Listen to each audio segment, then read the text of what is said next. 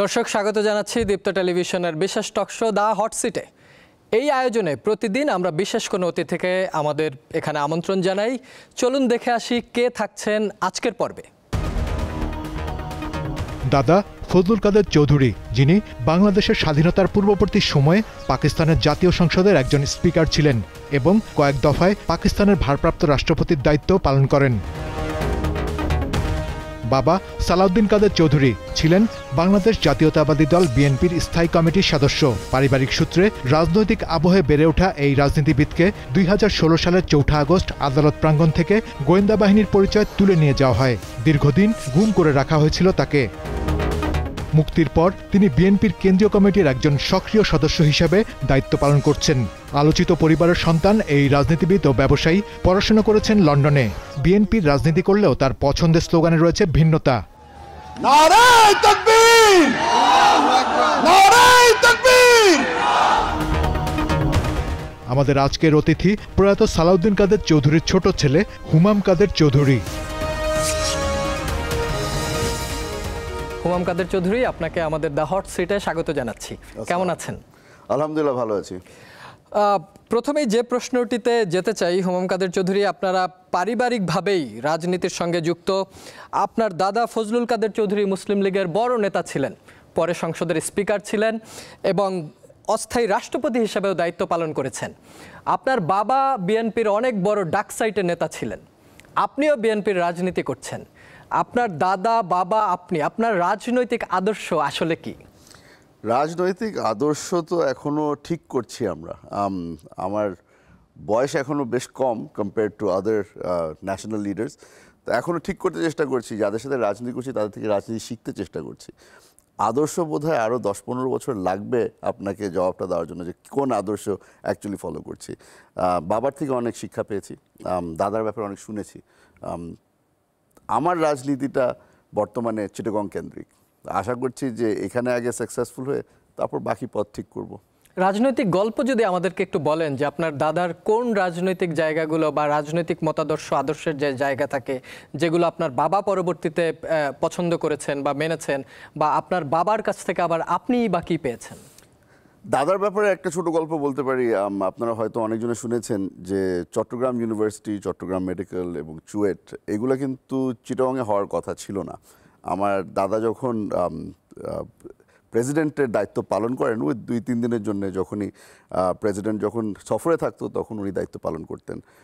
ওই সময়টার মধ্যে উনি ওই চান্সে চট্টগ্রাম বিশ্ববিদ্যালয়ের কথা বলি, ওটা কিন্তু আসলে কুমিল্লায় হওয়ার কথা ছিল। আর কুমিল্লা হচ্ছে গিয়ে আমার দাদি বাড়ি। তো দাদি বাড়িতে হওয়ার কথা ছিল, ওইটা 100-এ ফজলুল কাদের চৌধুরী সাহেব ওটা চট্টগ্রামে নিয়ে যান। তো আপনি ওটাতেই বুঝতে পারছেন যে চট্টগ্রামের প্রতি তো একটা অতিরিক্ত টান আমার পরিবারের আছে। পরবর্তীতে আমার বাবা, উনি আমার দাদার থেকে একটা জিনিস বারবার করে বলতো যে ফজলুল কাদের চৌধুরী সাহেব সবসময় সত্যি কথা বলতো, ওটা পপুলার হোক আর না হোক। আমার মনে হয় যে সালাউদ্দিন কাদের চৌধুরী সাহেবও ওই জিনিসটা শিখেছিল। চেষ্টা করছি একই জিনিসটা যেন আমি ধরে রাখতে পারি।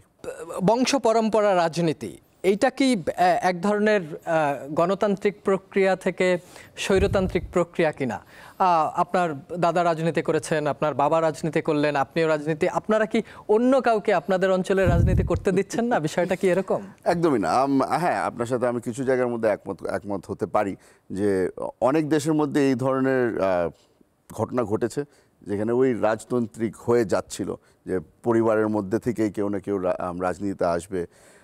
তবে আমরা যেহেতু বাংলাদেশের মধ্যে ডেমোক্রেসিতে বিশ্বাস করি এবং আমার পরিবারের মধ্যেও আমরা ডেমোক্রেসিতে বিশ্বাস করি, যদি যোগ্যতা না থাকে, যদি আমার বাবার যোগ্যতা না থাকতো তাহলে ফজলুল কাদের চৌধুরীর পরে সালাউদ্দিন কাদের চৌধুরী সংসদে পৌঁছাতে পারতেন না। পরবর্তীতে এখন আমি চেষ্টা করছি, যদি দেশের মানুষ মনে করে যে আমার মধ্যে ওই যোগ্যতা নেই তাহলে আমাকেও ওই পর্যায়ে যেতে দেওয়া হবে না। তো আশা করছি যে দেশের মানুষের উপরে বিশ্বাসটা আছে, যদি তাদের ভালোবাসা এবং তাদের যদি সহযোগিতা পাই তাহলে সাকসেস হবে। রাজনৈতিক দল বা রাজনৈতিক যে আদর্শ থাকে তার তো একটা সুনির্দিষ্ট স্লোগান থাকে। এখন আপনি কি কোনো সুনির্দিষ্ট রাজনৈতিক দলের স্লোগান নিয়ে রাজনীতি করছেন, নাকি আপনার নিজস্ব কোনো স্লোগান আছে?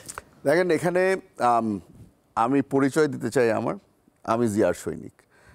এই জিনিসটা মাথায় রেখে নিজ এলাকার মধ্যে অথবা নিজ বিশ্বাস যেটা আছে, আমি সেন্টার রাইট পলিটিক্সে বিশ্বাস করি এবং আমি একজন মুসলিম পরিবারের থেকে যেহেতু এবং আমার পরিবারের একটা নিজস্ব আদর্শ ছিল, নিজস্ব একটা পরিচয় ছিল, সেই পরিচয়টাও আমি ধরে রাখতে চাই। কারণ হ্যাঁ, বাংলাদেশের রাজনীতির মধ্যে আপনার ব্যাকগ্রাউন্ড কিন্তু সবাই সবসময় একটু দেখে রাখে। বলে না যে আপনার যদি ওই ধরনের লিনিয়েজ থেকে আপনি এসে থাকেন আর ওটাকে যদি আপনি পুরোপুরি ছেড়ে দেন তাহলে মানুষের বিশ্বাসটাও কিন্তু চলে যায়। আপনি যেই ইঙ্গিত করছেন ওটা আমি খুব ভালো করে বুঝছি। এই তাকবীর এটা আমার পারিবারিক পরিচয়, আমার রাজনৈতিক পরিচয় হচ্ছে আমি জিয়াউর রহমান সাহেবের আদর্শে বিশ্বাস করি। পরিবারের বিশ্বাস হচ্ছে যে আমি তাকবীরটা দেই আমার দাদাকে আমার বাবাকে স্মরণ করে, আর দেশের মানুষ পছন্দ করে। তাকবীর মানে নারায়ণ তাকবীর, আল্লাহু আকবার, এটাই আপনার মানে নিজের বিশ্বাসের স্লোগান, কিন্তু আপনার দলীয় স্লোগান জিয়াউর রহমান বা বিএনপির স্লোগান। আরেকটা বিষয় যে আপনারা অনেক বড় পরিবার এবং চট্টগ্রামে, শুধু চট্টগ্রামে না, সেন্ট্রাল ঢাকাতে এবং সারা দেশেই ছড়িয়ে আছে আপনার পরিবারের সদস্যরা, এবং আপনার পরিবারের বিভিন্ন সদস্যরা বড় বড় রাজনৈতিক দলের সাথে জড়িত আছে। এই জায়গা কি কোনো পারিবারিক কন্ট্রাডিকশন তৈরি করে কিনা? কন্ট্রাডিকশন তো ডেফিনেটলি তৈরি করে। আপনি যদি দেখেন আমার বাবা, আমার চাচা, আমার অনেক পরিবারের সদস্য আছে যারা বিএনপি করে, তবে সেম টাইম আওয়ামী লীগের লিডারশিপের মধ্যেও আপনি দেখবেন যে আমার পরিবারের অনেক সদস্য আছে। আমার হয়তো ইমিডিয়েট ফ্যামিলি না, কিন্তু আমার বাবার কাজিন অথবা চাচতো ভাই, মামাতো ভাই, ফুফাতো ভাই কেউ না কেউ হয়তো কোন প্রমিনেন্ট পজিশনে ছিল আওয়ামী লীগের। এখন আওয়ামী লীগ তো নিজেই উধাও হয়ে গেছে, তো তাদের সাথে তাদের রাজনীতিও উধাও হয়ে গেছে। এই জিনিসটা আমি মনে করি যে এক পর্যায়ে আপব্রিঙ্গিংয়ের একটা বিষয় চলে আসে। আমরা ন্যাশনালিজমে বিশ্বাস করি, আমার পরিবার ন্যাশনালিজমে বিশ্বাস করে, তো আমরা ওই জন্যে বিএনপির সাথে আছি। অনেকজন ছিল যারা একটু লেফট লিনিং পলিটিক্সের সাথে জড়িত ছিল, তারা আওয়ামী লীগে গেছে। তো এটা স্বাভাবিক, এটা প্রতিটা পরিবারের মধ্যে, যদি পরিবার বড় হয়ে থাকে প্রতিটা পরিবারের মধ্যেই আপনি দেখবেন যে কিছু ফ্র্যাকশনস আছে। আপনি অনেক জায়গায় দেখবেন, আমি নাম বলবো না, কিন্তু অনেক জায়গায় দেখবেন যে এক ভাই জাতীয় পার্টি করছে, এক ভাই বিএনপি করছে, এক ভাই আওয়ামী লীগ করছে। এটা আমাদের পরিবারের মধ্যে নেই আলহামদুলিল্লাহ, কিন্তু অনেক পরিবারের মধ্যে আছে। সবচেয়ে বেশি আলোচনা যেটা ছিল আপনার বাবার যখন আন্তর্জাতিক অপরাধ ট্রাইব্যুনালে বিচার চলছিল, সবাই বলতো যে সালমান এফ রহমান আপনার আত্মীয়, এই জায়গা থেকে হয়তো শেষ পর্যন্ত আপনারা কোনো ফ্যাসিলিটেড হতেও পারেন। আসলে কতটুকু ফ্যাসিলিটি পেয়েছিলেন? অনেক সময় তাদের থেকে আমরা অনেক সিম্পেথি পেয়েছি। সিম্পেথি বাদে তাদেরও হাত বাঁধাই ছিল। এখানে ডিসিশন মেকার আপনি যত যাই বলেন না কেন, আওয়ামী লীগের মধ্যে ডিসিশন মেকার একটাই। আপনারা অনেকজন ছোট আপার কথা বলে, ছোট আপারও কোনো ক্ষমতা ছিল না, বড় আপারই সব ক্ষমতা। তো বড় আপা যখন একটা সিদ্ধান্ত নিয়ে ফেলেছে, তো ওই সিদ্ধান্তকে চেঞ্জ করা কারো স্বার্থ, ওই ধরনের সাহসও ছিল না। আমি যেটা বলতে পারি, চেষ্টা ডেফিনেটলি করেছিল। আমি বিশ্বাস করতে চাই যে তারা চেষ্টা ডেফিনেটলি করেছিল, হয়তো তারা সাকসেসফুল হয়নি। হয়তো মনের মধ্যে তাদেরও একটা কষ্ট আছে যে হয়তো আরও চেষ্টা করা উচিত ছিল। বাট মানে বড় আপা বলতে শেখ হাসিনা, ছোট আপা বলতে শেখ রেহানাকেই নিশ্চয়ই মিন করছেন। আপনার বাবার বিরুদ্ধে যে অভিযোগ ছিল সেটা নিয়ে আপনাদের পারিবারিক মতামতের বিষয়টা জানতে চাই, এবং যে প্রক্রিয়ায় বিচারটা হয়েছে এবং রায় হয়েছে এটা কি শুদ্ধ ছিল কিনা? পরিবারের বিষয়টা আপনাদেরকে বলি। পরিবারের বিষয়টা অ্যাকচুয়ালি জড়িয়ে যায় কেসটার সাথে। আইনজীবী নিয়োগ করা থেকে শুরু করে আমরা কিন্তু, আপনি যদি একটু পিছনে তাকিয়ে দেখেন, আব্বার যখন কেস চলমান ছিল তখন আব্বা নিজেই কিন্তু চেয়েছিল যে তার কেস সে নিজেই ফাইট করবে। একলা তো আর সম্ভব না। তো তখন রিসার্চ টিম অথবা অ্যাসোসিয়েট হিসাবে ফ্যামিলি মেম্বাররাই কাজ করেছিল। তখন কাগজ ঘাটানো থেকে শুরু করে সাক্ষীদের সাথে কথা বলা, আমাদের অ্যালোবাই যেটা ছিল, আব্বা যে দেশের বাইরে ছিল, ওই জিনিসগুলো আমাদের নিজেদের রিসার্চ থেকে বের হয়ে আসে। প্রমাণ হিসাবে আমরা যেগুলো দাখিল করেছি, যে সালাউদ্দিন কাদের চৌধুরী ওই সময় দেশে ছিলেন না, উনি পাঞ্জাব ইউনিভার্সিটিতে পড়াশোনা করছিলেন, কারণ দাদা তাকে পাঠিয়ে দিয়েছিল। এই জিনিসগুলো তো কিছুটা আমলে নিয়েছিল, আমলে নেওয়ার পরেও ওগুলাকে তো যাই হোক টোটালি নাকচ করে দেওয়া হলো। এই বিচারের সময় আপনারা স্কাইপ কেলেঙ্কারি থেকে শুরু করে যতগুলি কন্ট্রোভার্সিস হয়েছিল সবগুলোর মধ্যে কিন্তু আপনি সালাউদ্দিন কাদের চৌধুরীর নাম দেখবেন। আমাদের বিচারপতি নাসিম সাহেব ধরা পড়ল সে নিজেই স্কাইপের মাধ্যমে বলছে যে হ্যাঁ আমাকে তো প্রমোশন আমার জন্য কনফার্ম হয়ে গেছে, আমি যদি এখানে সাকার যদি বিচারটা আমি করে ফেলি, তাকে যদি ফাঁসি দিয়ে দিই, তাহলে আমাকে সুপ্রিম কোর্ট নিয়ে যাবে।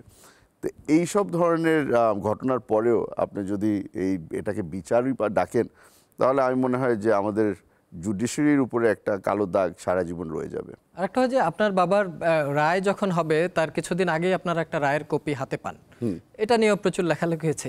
রায়ের কপিটা আপনারা কিভাবে হাতে পেলেন? এটা কি আপনারাই কষ্ট করে বের করে না, নিয়ে এটা আমরা এসেছিলেন অ্যাকচুয়ালি নাকি কষ্ট করে বের করে আনিনি। তখন আমাদেরকে এগুলি অ্যাকচুয়ালি সাংবাদিকরা বের করেছিল। এটা বোধহয় ইন্টারনেটের মাধ্যমেই এটা ফ্লাশ হয়ে গিয়েছিল। তো তখন সাংবাদিকরা একটা কপি প্রিন্ট করে আমাকে এনে দেয়। তো আমাকে এনে দেওয়ার পরে ওটা আমি ফটোকপি করে আমার পরিবারের সবাইকে দিলাম। আব্বা খবর পেল রায়ের দিন। আমি আব্বাকে গিয়ে বললাম যে ভার্ডিক্ট কী হবে ওটা আমার হাতে আছে। তখন আব্বা জিজ্ঞেস করলো যে মানে, তো বললাম যে এটা তো অলরেডি ইন্টারনেটের মাধ্যমে তো চলে এসছে, কারণ রায় তো কোর্ট লেখেনি, রায় তো লিখেছে মিনিস্ট্রি। তো ওই জিনিসটা আব্বা তখন কাঠগড়ায় দাঁড়িয়েই বলেছিল যে চেয়ারম্যান সাহেব আপনার পড়তে হবে না, বাইরে বাজারে অলরেডি বিক্রি হচ্ছে এটা 10 টাকায়। তো এই জিনিসটা আমরা again another controversy, legacy of this tribunal. দেখুন, আপনারা তো পারিবারিকভাবে অনেক প্রভাবশালী ছিলেন, 8-10টা মানুষের মতো না, তারপরেও শেষ পর্যন্ত রায় কার্যকর হয়েছে। আমরা অনেকগুলো মিথের মতো শুনি যে সালাউদ্দিন কাদের সাহেব তো নিজে অনেক দৃঢ়চেতা মানুষ ছিলেন। রায়ের শেষ দিকে আপনাকেও দেখেছি প্রচুর ছুটাছুটি করতে রাষ্ট্রপতির কার্যালয়ে। আমরা যেহেতু সাংবাদিকতা করেছি, ভিডিও ক্লিপসে দেখেছি আপনি হয়তো মাফ করানোর যে রাষ্ট্রপতির ক্ষমা থাকে এই বিষয়গুলো নিয়ে দৌড়াদৌড়ি করেছিলেন। ওই সময়গুলো আসলে আপনাদের পারিবারিকভাবে কিভাবে কেটেছে এবং কেন আপনি শেষ পর্যন্ত কোনো ফল পেলেন না, কি মনে হয়েছে? আমি আপনার কথাটা একটু সংশোধন করে দিই। আপনি একদম 100% কারেক্ট। আমি অনেক ছুটাছুটি করেছিলাম, সন্তান হিসাবে অনেক ছুটাছুটি করেছিলাম, কিন্তু আমি মাফ করে দেওয়ার জন্য কিন্তু কোনো সময় ছুটাছুটি করিনি। আপনি যেই ফুটেজের কথা আপনি বলছেন যে আমি রাষ্ট্রপতির কাছে যাচ্ছিলাম, রাষ্ট্রপতির কাছে আমি গিয়েছিলাম একটা লিগ্যাল ডকুমেন্ট নিয়ে এটা রিট্রায়ালে পাঠানোর জন্য। যেহেতু আমরা ফেয়ার জাস্টিস পাইনি, রাষ্ট্রপতির কাছে ওই ক্ষমতা ছিল যে উনি যদি চান ওটাকে রিট্রায়ালে পাঠাতে পারে। এবং আমি আপনাকে বলে দিই যে আমরা গত 16-17 বছর ধরে সব ধরনের ইনস্টিটিউশন, বাংলাদেশে যতগুলি ইনস্টিটিউশন আছে সবগুলোই ধ্বংস হয়ে গিয়েছিল, কিন্তু আমাদের তো আর কোনো উপায় ছিল না। এই ইনস্টিটিউশনগুলোর উপরে ভরসা রেখেই তো আমাদের কাজ করতে হয়েছে। তো আমরা গিয়েছি, আমরা ল মিনিস্ট্রিতেও গিয়েছিলাম, আমি রাষ্ট্রপতির কাছেও গিয়েছিলাম। পরবর্তীতে তো আমরা খবর পেলাম যে এখানে এই ইনস্টিটিউশনগুলো পুরোপুরি একদম নষ্ট হয়ে গেছে। এখানে জাস্টিস পাওয়া অথবা আপনার এখানে কোনো ধরনের সুবিধা পাওয়া পুরোপুরি আমাদের জন্য ইম্পসিবল ছিল। আর আজকে আমরা যত সহজভাবে এই বিষয়টা আলোচনা করতে পারছি, ওই সময়গুলোতে এত সহজ ছিল না। এটা হয়তো আমরাও বুঝি বা দীর্ঘশ্বাস বের হয়ে আসার মতো। আপনি হয়তো বুঝতে পারছেন, কিন্তু এই জিনিসটা আমি আপনাকে বলে দিই, সেই সময়টার মধ্যে যারা পাশে দাঁড়িয়েছিল, যারা আমার পরিবারের পাশে দাঁড়িয়েছিল, তাদের সাহসকে আমি স্যালুট করি। ওই সময়টা আসলেই মানুষজন গুম হয়ে যাচ্ছে, মানুষজন খুন হয়ে যাচ্ছে, যে কোনো মানুষকে যে কোনো জায়গা থেকে অ্যারেস্ট করা হচ্ছিল। আমাদের উপরে ওই প্রেশার ছিল। যেই দিন আমার বাবাকে আমরা হারাই, সেই দিনও কিন্তু বাসার বাইরে র্যাব বলেন, স্পেশাল ব্রাঞ্চ বলেন, ডিটেকটিভ ব্রাঞ্চ বলেন, প্রতিটা বাহিনীর লোক কিন্তু অপেক্ষায় ছিল। আর আমাদের ভয় ছিল যে বাবাকে কি এখন দাফন করতে যাব নাকি নিজে অ্যারেস্ট হয়ে যাব। সেই সময়টাও অনেক বন্ধুবান্ধব, আত্মীয় স্বজন পাশে দাঁড়িয়েছিল, তাদেরকে আমি কোনো সময় ভুলবো না। এবং আর একটা পত্রপত্রিকায় আমরা দেখেছি এবং সোশ্যাল মিডিয়াতেও দেখেছি যে আপনার বাবা যেহেতু অনেক দৃঢ়চেতা মানুষ ছিলেন, তিনি শেষ দিকে বলেছেন যে 6 ফিট এত ইঞ্চি একটা মানুষ, সে কি কারো কাছে মাথা নত করবে, এক আল্লাহ ছাড়া কারো কাছে মাথা নত। এইরকম মানে শেষ কথাগুলো যদি একটু বলেন, আমরা শুনতে চাই। এটা এক্স্যাক্টলি এই কথাটাই বলেছিল। আমি আগেও এই কথাটা কিছু সাংবাদিককে বলেছিলাম যে আমার বাবাকে কিন্তু শেষ মুহূর্ত পর্যন্ত জানানো হয়নি যে সেটাই তার শেষ দিন হবে। সেই খবরটা আমি তাকে দিয়েছিলাম। উনি যখন রাত তখন বাজে প্রায় 7টা-8টা, আমরা ঢাকা সেন্ট্রাল জেলে যখন যাই, তো আব্বা ঘুমানো ছিল। আমরা কন্ডেম সেলে যাই, কন্ডেম সেলে গিয়ে আমি আব্বাকে ঘুম থেকে উঠাই। দূর থেকে ডেকে যখন বললাম যে আমরা এসেছি, তখন আব্বাও চমকে গেল যে তোমরা এখানে কি করছো। তো তখন আমি আব্বাকে বললাম যে একটা সন্তানের জন্য এটা কত কষ্টকর একটা সময়, যে তাকে বলতে হচ্ছে যে আজকে তোমাকে হত্যা করা হবে। সাহসের সাথে এসে আমাদেরকে মাথা বুলাচ্ছিল, বলছে যা হবে উপরে আল্লাহ আছে। আর আপনারা হয়তো জানেন যে আমার মা, উনি খুব রিজার্ভ একটা মানুষ, উনি খুব ইসলামিক মাইন্ডের একটা মানুষ। তো উনি আমার আব্বাকে শেষ যে কথাটা বলেছিল সেটা ছিল ইন্নালিল্লাহি ওয়া ইন্না ইলাইহি রাজিউন, আল্লাহর জিনিসকে আমি আল্লাহর কাছে ফেরত দিয়ে দিচ্ছি। একটা ওয়াইফ তার স্বামীকে বিদায় দিয়েছে এই কথা বলে, জীবিত মানুষকে এই কথা বলে। হুমাম কাদের চৌধুরী, আমরা একটু আমরা আর কষ্টের জায়গায় থাকতে চাই না, আমরা একটু ৩৬ জুলাই গণঅভ্যুত্থানের বছর, জুলাই ঘুরে আবার জুলাই চলে আসছে। এই যে আন্দোলন হলো, এত বড় একটা আন্দোলন, স্বৈরাচারকে হটানোর আন্দোলন, এত মানুষের রক্ত, এত মানুষ আহত হলো, সেই আন্দোলনের সুফল কি আমরা পাচ্ছি কিনা? আপনি কষ্টের জায়গা থেকে কিন্তু আবার কষ্টের জায়গায় চলে আসছেন, কারণ ওই জুলাই মাসটা আমরা ৩৬শে জুলাই এখন পালন করব আশা করছি। এতগুলি মানুষ মারা গেল, এতগুলি হত্যা করা হলো, এই জিনিসটার থেকে আমরা যে এখন আমাদেরকে যে ট্রেনিং দেওয়া হয়েছিল গত ১৭ বছর, ওই একটা ট্যাগ চলে এসে কাঁদো বাঙালি কাঁদো, ওটা থেকে আমরা দূরে সরে আসতে যাচ্ছি, যে আমরা সেলিব্রেট করতে যাচ্ছি যে আমরা সফল হয়েছি, এই আন্দোলনটা সফল হয়েছে। তো মনের মধ্যে অনেক কষ্ট নিয়ে কিন্তু আমরা সেলিব্রেট করব। যারা যারা এই দুনিয়াতে আর নেই তাদেরকে স্মরণ করব। তবে আমাদের সামনে তাকাতে হবে, আমরা এই যেই স্যাক্রিফাইসটা এতগুলি মানুষ করেছে, এতগুলি ইয়াং জেনারেশনের মানুষ করেছে, এই জিনিসটাকে যেন আমরা কাজে লাগাতে পারি, তাদেরকে যেন আমরা ডিসঅ্যাপয়েন্ট না করি। আমাদের লক্ষ্য ওটাই হতে হবে। এখন এই সামনে তাকানো মানে কি শুধু নির্বাচন, নাকি এর সাথে অনেকগুলো বিষয়? যেমন আপনার পার্টি নির্বাচন নিয়ে খুব বেশি কনসার্ন, সংস্কার নিয়ে তাদের আগ্রহের জায়গাটায় খুবই ঘাটতি। কিন্তু আপনি যেহেতু তরুণ নেতৃত্ব, তরুণ লিডার, সেই হিসাবে আপনার কাছ থেকে চাওয়া যে আপনার দল যেভাবে চাচ্ছে, নিশ্চয়ই আপনার ব্যক্তির চাওয়ায় পার্থক্য থাকতেই পারে। সেই জায়গায় কি শুধু নির্বাচন চাওয়া, না সংস্কারের জায়গা, রাষ্ট্রীয় প্রতিষ্ঠানের সংস্কারগুলো? এটা আমার মনে হয় যে এখানে আমার দলকে বারবার করে বলা হচ্ছে যে তারা সংস্কারের থেকে দূরে সরে যাচ্ছে, এটা কিন্তু একদমই সত্যি নয়। আপনাকে একটা জিনিস আমি ছোট করে বলতে চাই, আর্টিকেল 70 নিয়ে একটা বড় কথা চলছে। আমরা কিন্তু ছোটবেলা থেকে দেখে এসেছি যে দলের বিপক্ষে ভোট দেওয়া যাবে না, কোনো সময় কোনোভাবেই দেওয়া যাবে না। এই জিনিসটা আমি মনে করি যে খুবই আনডেমোক্রেটিক একটা প্রসিজার ছিল। আমার দল কিন্তু এই জিনিসটাকে খুব শক্তভাবে সাপোর্ট করেছে যে এই জিনিসটাকে সরিয়ে দিতে হবে। হ্যাঁ, সংশোধন করা হচ্ছে। আমরা পরিবারের মধ্যে আমরা একটা সবসময় হাসাহাসি করতাম যে ডেমোক্রেসি সংসদের দরজা পর্যন্ত, সংসদের ভিতরে গিয়ে আর কোনো ডেমোক্রেসি নাই। এই জিনিসটা এখন ফাইনালি বাংলাদেশের সংসদের মধ্যে এখন ডেমোক্রেসি ফেরত আসবে, এই আর্টিকেল 70-কে চেঞ্জ করে, যে আপনি এখন আপনার দলের বিরুদ্ধেও আপনি ভোট দিতে পারবেন। হ্যাঁ, নিশ্চয়ই আমরা বাংলাদেশের সবচেয়ে বড় দল, সবাই যে সব কিছুতে একই সাথে হ্যাঁ বলবে বা একই সাথে না বলবে, সবার মতামত এক হবে, এটা তো হতে পারে না। আমারও নিজস্ব কিছু চিন্তাধারা আছে যেগুলো হয়তো কন্ট্রাডিক্ট করে বিএনপির চিন্তাধারার সাথে, বাট আমাদেরকে ওই স্পেসটা দেওয়া হয় যে আপনার চিন্তাধারাকে যদি আমি চেঞ্জ করতে চাই, ওই অপরচুনিটিটা থাকতে হবে যে আলাপ আলোচনার মাধ্যমে আমরা ডিসকাস করে একটা সমাধানে আসতে পারি। আপনি যেভাবে বললেন যে আর্টিকেল 17-কে কোট করে বললেন যে মতামত প্রকাশের স্বাধীনতা থাকে, কিন্তু আদৌ কি বিএনপির মতো এত বড় একটা দলে, যেখানে নেতৃত্বের অভাব নেই, নেতৃত্ব প্রচুর, এবং এই জুলাই বিপ্লবের পর তো এখন সব জায়গায়, আগে যেমন আমরা বলতাম যে ঘরে ঘরে আওয়ামী লীগের নেতৃত্ব, এখন ঘরে ঘরে বিএনপির নেতৃত্ব।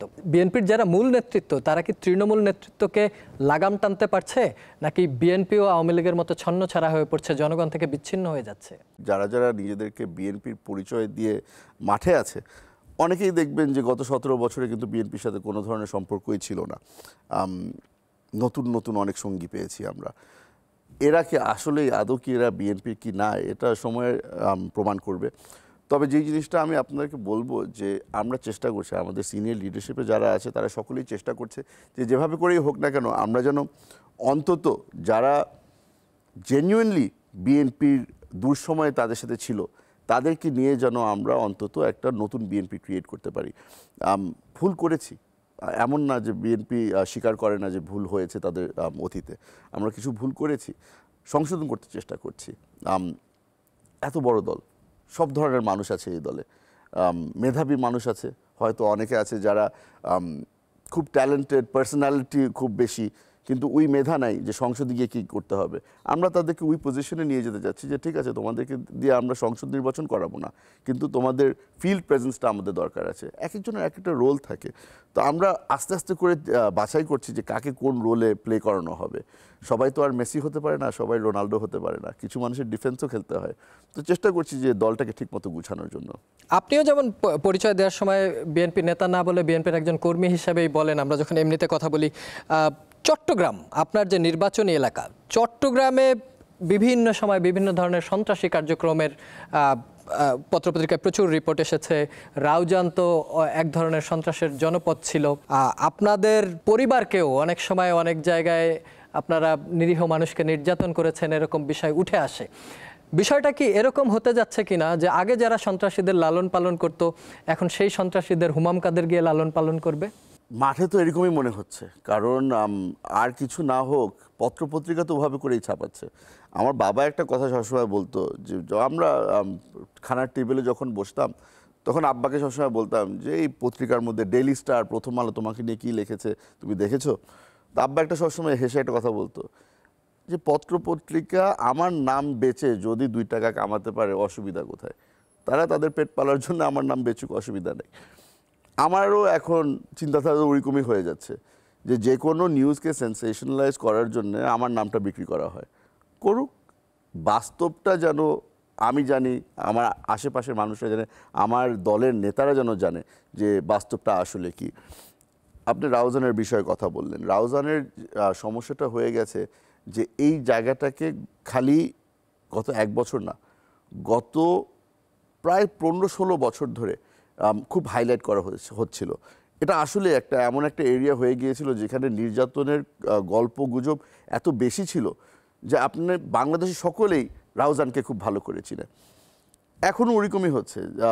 আমি মনে করি যে বাংলাদেশের প্রতিটা অঞ্চলের মধ্যে কিছুটা কিছু সমস্যা আছে। হ্যাঁ, রাউজানের মধ্যে সমস্যা হচ্ছিল। যদি দেখেন, আমার দলের থেকে একটা উদ্যোগ নেওয়া হয়েছিল, সিনিয়র লিডারশিপের যারা রোল প্লে করছিল রাউজানের মধ্যে, তাদের 2 জনকে একসাথে শোকজ করা হলো। ওই 1 শোকজে অথবা 2 শোকজে ইমিডিয়েটলি চেঞ্জ হয়ে গেল। আপনি কিন্তু রিসেন্টলি কোনো ঘটনা দেখতে পারবেন না, রাউজানের মধ্যে কোনো ওরকম বড় ঘটনা ঘটেনি। আমরা যেই উদ্যোগগুলি নিচ্ছি, দল যেই উদ্যোগগুলি নিচ্ছে, কাজে দিচ্ছে, এমন না যে কাজে দিচ্ছে না। হয়তো আরও শক্ত হাতে আমাদের কাজ করতে হবে, সামনে চেষ্টা করব। বাংলাদেশে এখন নতুন অনেকগুলো রাজনৈতিক দল হয়েছে, বিশেষ করে যে বিষয়গুলো বারবার আলোচনায় আসে, এনসিপি যারা আন্দোলনের স্টেক হোল্ডার, তাদেরই একটা পার্ট। এর আগে একটা টকশোতে দেখলাম যে এনসিপির এক নেতা, ওই টকশোতে আপনিও অতিথি ছিলেন, সেখানে বলছিল যে যেহেতু নির্বাচনে 300 সিটের জায়গায় ওরা সংস্কার করে 400 সিট হলে তারা প্রায় 300 সিট পেতে পারে। তাহলে বিএনপি কি আগামীর বিরোধী দল? আপনি যেহেতু এই টকশোটার কথা বললেন, আমি একটু এখানে ব্যাখ্যা দিয়ে রাখি। আমাদের কালচার, টকশো কালচারের মধ্যে এই মারামারি কামড়াকামড়ি এটা একটা নর্মাল হয়ে গিয়েছিল। সবাই আমাকে ওই প্রোগ্রামের পরে বললো যে আপনি ঠিক মতো ধরেন নাই কেন? যে ভাই, ওনার যেটা বলার ছিল উনি বলেছে, আমি শুনেছি, সব কিছুতে রিয়্যাক্ট করতে হয় না। আর তারা নতুন নতুন মাঠে এসেছে, তাদের চিন্তাধারা কি ওটাও আমাদের জানা দরকার আছে। উনি আমাকে বলল যে বিএনপি 50 থেকে 100 সিট পাবে। আমি ওনাকে একটা জিনিস বারবার করে জিজ্ঞেস করছিলাম, যেটার জবাব উনি দেননি, বাকি 200 সিট কে পাবে? ওটার জবাব এখন পর্যন্ত পেলাম না। আমি ওটার পরে এনসিপির অন্য নেতাদেরকেও জিজ্ঞেস করলাম যে ভাই, তোমাদের হিসাবটা কি? তোমরা একটু বলো। আমরা যেহেতু ওপেনলি আলাপ আলোচনা করছি, দিতে পারলো না। কিন্তু বিএনপি যদি সরকারি দল হয় তাহলে বিরোধী দল কারা দাঁড়াচ্ছে? বিরোধী দল তো অনেকগুলি আছে। আপনি দেখেন, আমরা কিন্তু এক সময় অনেক বড় একটা জোটের সাথে কাজ করতাম। জোটটা আস্তে করে বেশ কিছুদিন হয়ে গেছে, ওটা ডিসলভ হয়ে গেছে। আমরা এখন সামনে কাদের সাথে জোট করব ওটা নিয়েও একটা বিবেচনা আছে। তার সাথে সাথে আপনি জামাতে ইসলামী একটা বড় দল আছে, তারাও আশা করি নির্বাচন করবে, 300 সিটের থেকে নির্বাচন করবে। এনসিপি আছে, তারাও হয়তো নির্বাচন করবে যদি তাদের রেজিস্ট্রেশন পেয়ে যায়। ওটা নিয়েও অভিযোগ আছে যে তারা রেজিস্ট্রেশন এত দেরি করে কেন চেয়েছে। আশা করছি যে এই দলগুলি পরবর্তীতে কি হয় আমি তো জানি না, হয়তো তারাও হয়তো একটা বড় জোট করে নির্বাচনে আসতে পারে। আমরা তো যা দেখছি যে ঘনিষ্ঠতা অনেক, জামাত আর এনসিপির মধ্যে ঘনিষ্ঠতা অনেক। তো মনে করছি যে হয়তো তাদেরকে আমরা একটা জোট হিসাবেই দেখব। জামাতের সাথে তো বিএনপিরও একসময় জোট ছিল, বিএনপিরও ভালো সম্পর্ক ছিল। অনেকে মনে করে যে আপনি বা আপনার পরিবারও জামাতের প্রতি কোনো কোনো জায়গায় দুর্বলতা আছে। আসলে কি কোনো দুর্বলতা আছে জামাতের প্রতি? সত্যি করে বলি, জামাতের প্রতি না, ব্যক্তিদের প্রতি অনেক দুর্বলতা ছিল। আমার বাবা সবসময় একটা রোল প্লে করেছে, এটা ওনার পলিটিক্যাল ক্যারিয়ার শুরু হওয়ার থেকে উনি একটা রোল প্লে করেছিল যে উনি সবার সাথে ভালো সম্পর্ক রাখতো। এটা আমি আপনাকে বলছি 90s-এর কথা, তখন আমিও অনেক ছোট। আমি ঘন ঘন দেখতাম যে তোফায়েল আহমেদ সাহেব, সুরঞ্জিত সেনগুপ্ত সাহেব, এনাদের সাথে কিন্তু আব্বার ফোনে যোগাযোগ থাকতো। কারণ রাজনীতি এমন একটা জিনিস যে আপনি পুরোপুরি যদি একা হয়ে যান, আপনি কিন্তু ওভাবে করে কোনো সময় সাকসিড করতে পারবেন না। আমাদের ক্রস দি আয়াল সম্পর্ক রাখা খুবই ইম্পর্টেন্ট। আমি এখন এটা বিশ্বাস করি যে আপনার বিরোধী দলের সাথে একটা ওয়ার্কিং রিলেশনশিপ থাকতে হবে, যেই জিনিসটা ছিল না গত 16 বছর, যেই জিনিসটা ছিল না। এই কারণেই সবাই মনে করতো যে সালাউদ্দিন কাদের চৌধুরী ছিল ওই গ্লু যেটা সবাইকে এক করে রেখেছিল। তো চেষ্টা করব, আমি আপনাকে বলে দিতে পারি যে আপনার রাজনীতি কারেন্ট প্ল্যাটফর্মে, কারেন্ট সিচুয়েশনের মধ্যে আপনার কিন্তু ওপেন মাইন্ডেড হতে হবে। আর আমি মনে করি যে আপনি যেটা একটু আগে বললেন যে আমি বোধহয় এখনও তরুণ রাজনীতিবিদ, আমার সাথে হয়তো এই এনসিপির বয়সের একটা কাছাকাছি একটা সিমিলারিটি আছে। তো আমি চেষ্টা করব যে এই গ্যাপটাকে ব্রিজ করার জন্য যদি আমি কোনো কাজে দিতে পারি, আমি ডেফিনেটলি থাকবো। জামাতের বিষয়, হ্যাঁ, আব্দুল কাদের মোল্লা সাহেবের সাথে আমার ব্যক্তিগত একটা খুব ভালো সম্পর্ক ছিল। পরবর্তীতে আপনি জানেন যে এই আইসিটির কারণে তাদের বাকিদের সাথেও আমার প্রতিদিনই দেখা হতো, তাদের সন্তানদের সাথেও আমার যোগাযোগ আছে, আমি তাদেরকে বন্ধু মানি। তো পলিটিক্যাল রিলেশনশিপ একটা জিনিস, পার্সোনাল রিলেশনশিপ আরেকটা জিনিস, আপনার দুটোটাই কাজে লাগাতে হবে। বিএনপি তরুণ নেতৃত্বকে কিভাবে দেখে? কারণ বিএনপির আমরা দেখেছি, বিএনপির এখন দুইটা পার্ট হয়ে গেছে, মুরব্বী বলি আমরা যারা, মুরব্বী নেতৃত্ব আর হচ্ছে তরুণ নেতৃত্ব। নিশ্চয়ই আগামীর বাংলাদেশে তরুণ ভোটারের সংখ্যা প্রচুর।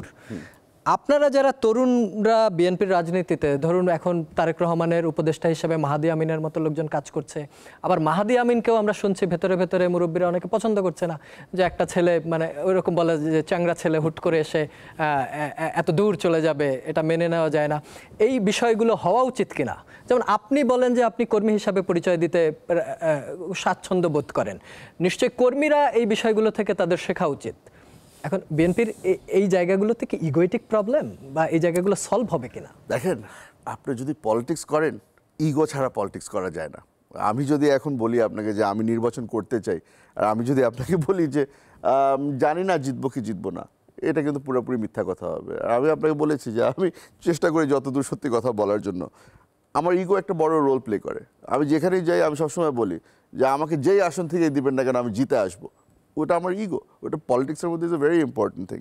তো একটা মানুষ যে গত 40 বছর ধরে রাজনীতি করেছে, অফকোর্স তার ইগোতে লাগবে যে হঠাৎ করে আপনারা এখন ইয়াংস্টারদেরকে নিয়ে এসেছেন, কিন্তু এটা ন্যাচারাল একটা প্রোগ্রেশন।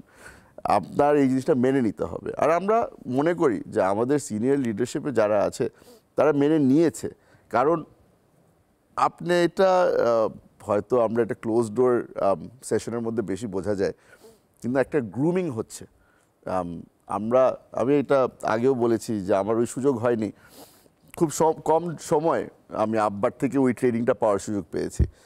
পরবর্তীতে কিন্তু আমি ট্রেনিংটা পেয়েছি আমার এই বিএনপির মুরব্বীদের থেকে, আপনি যাদেরকে মুরব্বী ডাকলেন।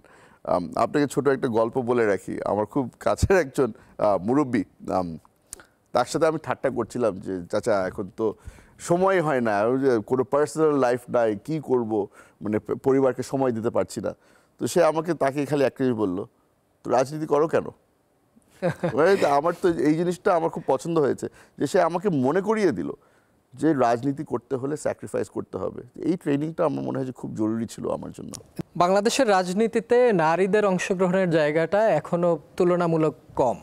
আগামীর রাজনীতিতে নারীদের অংশগ্রহণ কিভাবে বাড়ানো যায়, বা বিএনপি নারীদের অংশগ্রহণ, ইয়াংদেরকে, একাডেমিশিয়ানদেরকে আরও তাদের অংশগ্রহণ বাড়ানোর জন্য কি কোনো উদ্যোগ নিতে পারে কিনা, বা আপনি তরুণ নেতৃত্ব হিসাবে কি মনে করেন? আমরা বর্তমানে বুঝতে পারছি না যে নারীদেরকে কতটুকু আমরা রেসপেক্ট জানাবো, কতটুকু আমরা সাহায্য করব, আর কতটুকু আমরা ইন্ডিপেন্ডেন্স দিব। আমি আমার ব্যক্তিগত ওপিনিয়ন আপনাকে আজকে দিচ্ছি। আমরা যদি ইকুয়াল রাইটস চাই, তাহলে এই কোটা সিস্টেমের থেকে আমাদের বের হয়ে আসতে হবে। আমার মনে হয় না যে এখানে আমার নেত্রী কোনো সময় কোনো কোটা সিস্টেমের মাধ্যমে কিন্তু সংসদে যায়নি। আমার নেত্রী সবসময় ইলেকশন করে সংসদে পৌঁছেছে। তো আমাদের ওই কনফিডেন্স থাকা উচিত আমাদের বাংলাদেশের নারীদের উপরে যে তারা দে আর স্ট্রং এনাফ যে তারা ইন্ডিপেন্ডেন্টলি ইলেকশন করে সংসদে পৌঁছাতে পারবে। তো এই যে 50 আসন 100 আসন এগুলো নিয়ে যে ডিবেট চলছে, আমি আই এম ভেরি গ্রেটফুল যে এই আর্গুমেন্টের মধ্যে আমাকে এখনও কেউ টানেনি। তবে আমি মনে করি যে আমাদের যেটা করা উচিত, আমাদের নারীদেরকে আরও ইন্ডিপেন্ডেন্ট করার জন্য তাদের রাইটস আরও বাড়ানো উচিত। আমি খুব সারপ্রাইজ ছিলাম যখন আমাদের উইমেন্স রিফর্ম কমিশনের যে রিপোর্টটা এসেছিল। হ্যাঁ, কিছু কিছু জায়গায় আমি তাদের সাথে দ্বিমত করেছিলাম, তবে মেজরিটি রিফর্মগুলোর সাথে কিন্তু আমি একমত ছিলাম।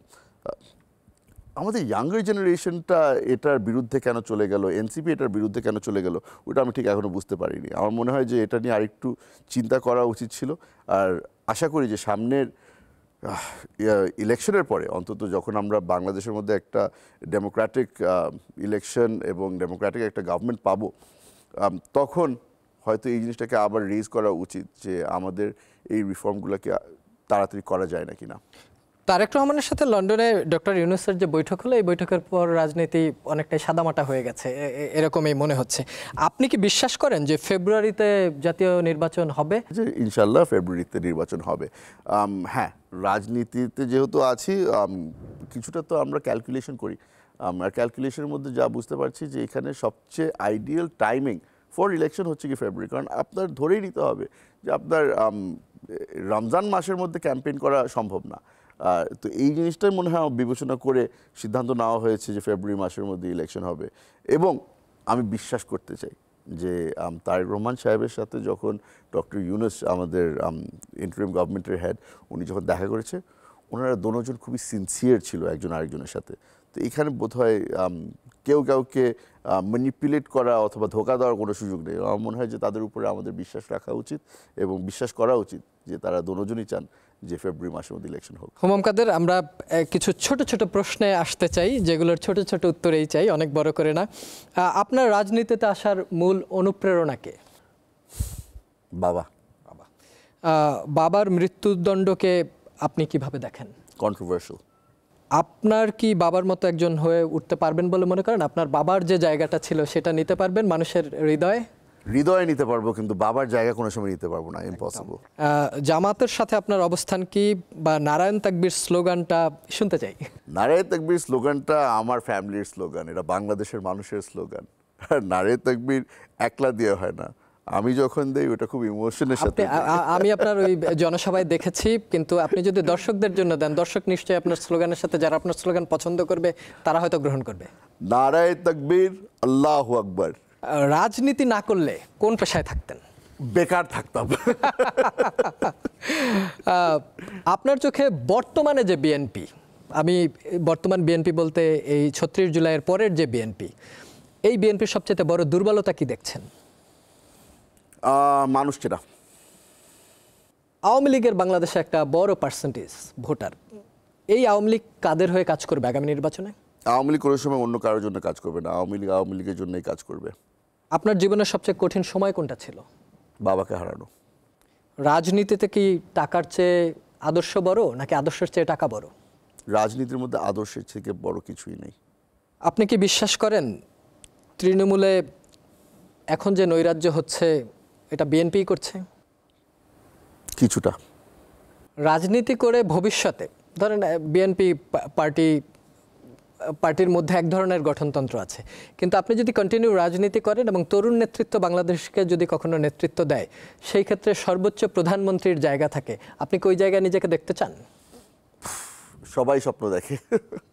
বিএনপির মূল প্রতিদ্বন্দ্বী কে হবে আগামী নির্বাচনে?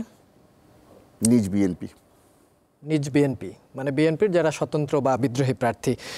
অনেক ধন্যবাদ ছোট ছোট প্রশ্নগুলোর উত্তর দেওয়ার জন্য। রাষ্ট্রপতি জিয়াউর রহমান, আর্মি পার্সন জিয়াউর রহমানের মানুষের হৃদয়ে যে জায়গা নিয়েছিলেন ওই সময়ে বাংলাদেশের রাজনৈতিক ক্রাইসিসে, বিএনপি কি জিয়াউর রহমানের বিএনপি থেকে সরে যাচ্ছে?